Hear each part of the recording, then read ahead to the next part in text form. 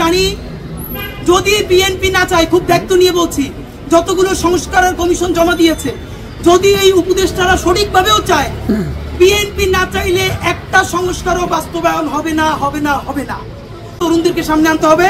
এই কথাটা বলবার আগে আমরা ইনকিলাব মঞ্চ নতুন রাজনৈতিক দলে যাবে কি যাবে না, আমাদের কিছু কনসার্ন আছে, এই নিয়ে শেষ করব। তার আগে 1 মিনিটে আমাদের সুপারিশগুলো আপনাদেরকে বলতে চাই। নাম্বার 1, সারা দেশে কমিউনিটি পুলিশ আছে, আপনারা জানেন। সেই কমিউনিটি পুলিশগুলো আওয়ামী লীগের দোসর দিয়ে ভরা।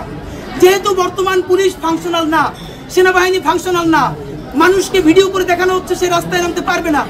আমরা তো বলেই দিয়েছি আমাদের জানের বিনিময় হলেও জুলাইয়ের বাংলাদেশকে আমরা বাঁচিয়ে রাখবো ইনশাআল্লাহ।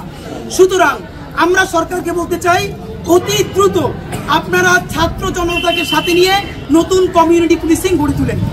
যেই কমিউনিটি পুলিশিং এ প্রত্যেকটা ওয়ার্ডে ওয়ার্ডে, পাড়ায় মহল্লায় আপনি 1-2 করে মূল ফোর্সের পুলিশ দিবেন এবং তারা নিয়ন্ত্রণ করবে সেই ছাত্র জনতাকে, এবং তাদেরকে আপনারা ভাতার ব্যবস্থা করেন। আমরা প্রত্যাশা করি আজকে যদি সরকার সেই ছাত্র জনতাকে নিয়ে কমিউনিটি পুলিশিং এর কথা বলে, তাহলে আগামী 15 দিনের মধ্যে ইনশাআল্লাহ প্রত্যেকটা ওয়ার্ডে, থানায়, উপজেলায়, গ্রামে যদি কমিউনিটি পুলিশিং দাঁড়ায়, বাংলাদেশের এমন কোনো চাঁদাবাজের সাহস নাই যে আবার নতুন করে চাঁদাবাজি করতে নামবে ইনশাআল্লাহ।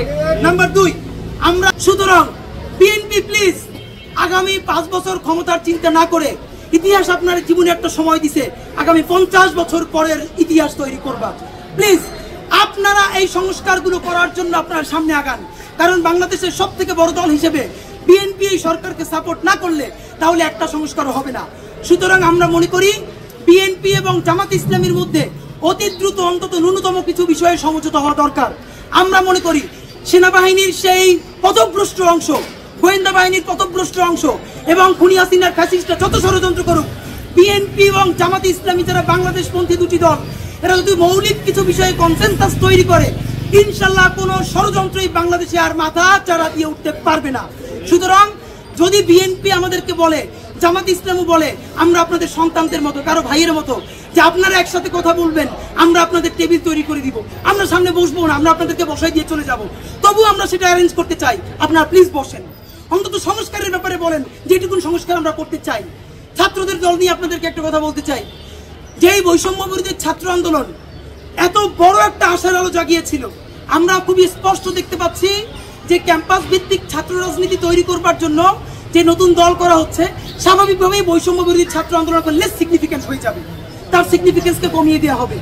আমরা চাচ্ছিলাম এই প্ল্যাটফর্মটাকে ব্যবহার করে অন্তত সংস্কারটা বাংলাদেশে হাতে করে হোক, কিন্তু অত্যন্ত দুঃখের ব্যাপার, আমরা যেটা বুঝতে পারতেছি এই প্ল্যাটফর্মটাকেই হিংসা করেই লেস সিগনিফিকেন্ট করে দিচ্ছে। কারণ হচ্ছে একটা প্রচারণা আপনারা ইতিমধ্যে দেখবেন, সেনাবাহিনীকে যত গাল দেওয়া যায়, আমরা ইনকিলাব মঞ্চ আজকে যা বললাম, আপনি দায়িত্ব নিয়ে বলি, বাংলাদেশের একটা অর্গানাইজেশন এতখানি বলে নাই, কিন্তু সেনাবাহিনীর ভালো কাজগুলো তো আপনাকে বলতে হবে।